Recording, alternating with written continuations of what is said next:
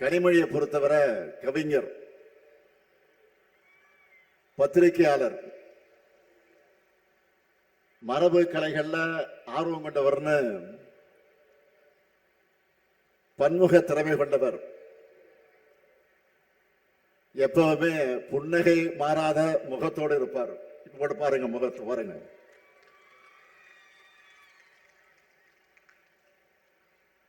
அதே வேளையில் நாடாளுமன்றத்தில் உரிமை குரல் எழுப்பும் போது கர்ஜனை மொழியாகவும் சீருவார். அது மட்டுமல்ல, தேர்தல் வந்துட்டாலே திமுகவுடைய தேர்தல் அறிக்கைகளுடைய எப்பவுமே தேர்தல் அறிக்கை தான், திமுகவுடைய தேர்தல் அறிக்கை தான் எப்பவுமே ஒரு ஹீரோ. அந்த ஹீரோவையே தயாரிக்கும் பொறுப்பை இப்ப அவர் ஏற்றிருக்கிறார். கடந்த நாடாளுமன்ற தேர்தல் அந்த பணியை அவர் செஞ்ச போது முழுமையான வெற்றி பெற்றோம்.